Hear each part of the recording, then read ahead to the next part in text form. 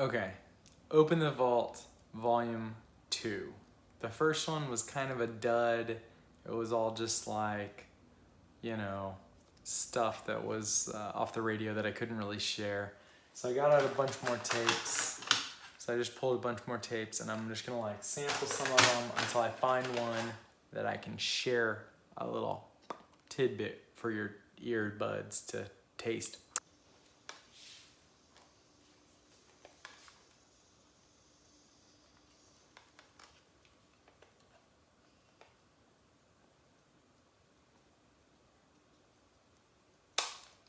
Okay. It's labeled Women and Children First. I'll have to see what that makes reference to. Okay, so I looked it up. And Women and Children First is, in fact, a Van Halen album. So this is proprietary. So let's move on. Okay, this next one is labeled ID4? Question mark, question mark, question mark? As if to say, is this Independence Day, the movie, maybe the famous one with Will Smith? Although that seems, that's possible.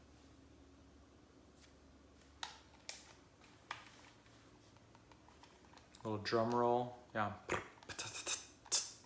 Sounds like Bill Pullman or somebody's like coming out to be like, I'm your new president and I'm here to protect you. This is our new Independence Day. The day we defeated the, spoiler alert, the aliens. Okay, this one is a practice tape from a musical I did when I was in 6th grade. So that would have been when I was about 12. So maybe like 93.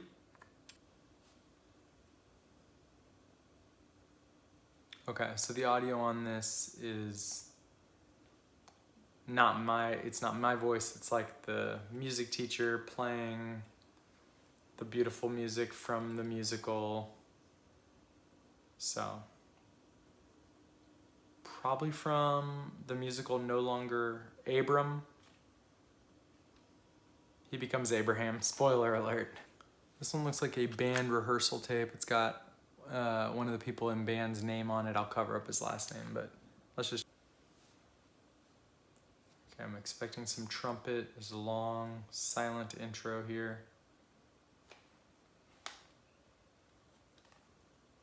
This is a 1997 band audition tape.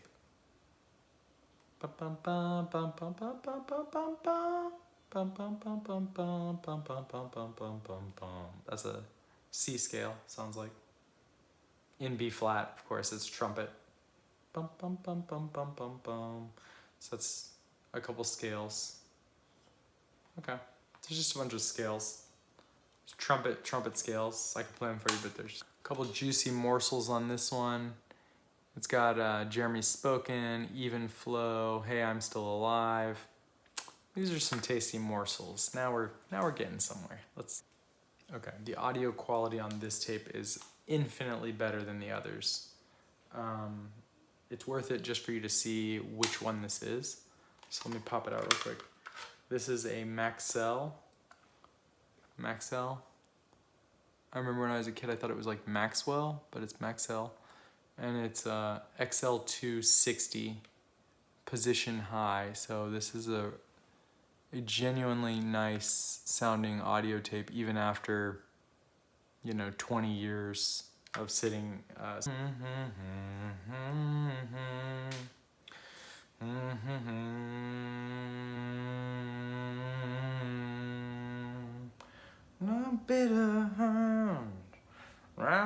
don't have to know the words, I can just mumble it, right?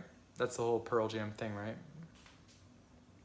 All the rhythm cells, always watch the sounds. Oh, what was everything? No, of his own sound. If you're watching this Pearl Jam, I think you're great.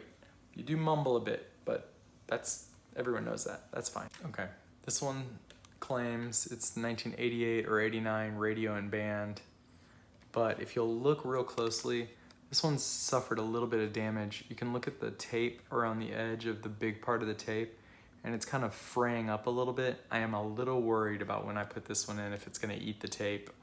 Anytime you see kind of fraying at the tape edge, this one may have been damaged once or twice before, so.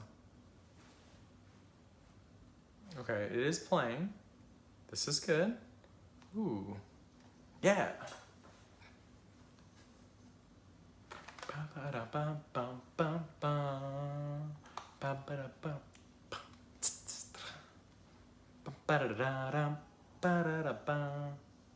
Even though it's like a little warped, it feels solid. The actual quality of the tape is really pretty good, so I'm digging it. This is a jam. I don't even know who this is, but it's very. I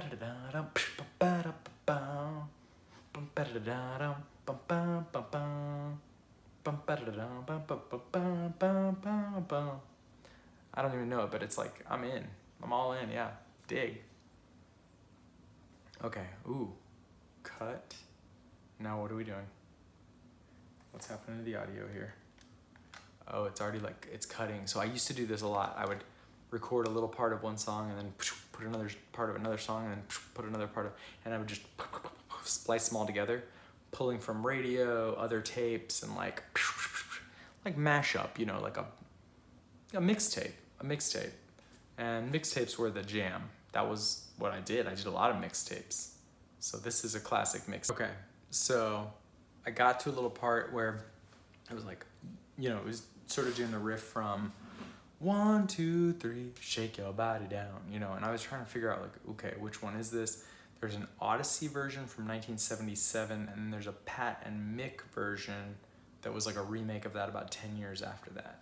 So we need to figure out, I feel like this is a full album that's been recorded on here, and it's got a very groovy beat, very continuous mix, and I'm thinking maybe it was their only album that they ever released. They released one in 1993 that was a continuous album of all their hits and B-sides. So let's look it up. I'm gonna look in like iTunes, try to play a couple of the songs.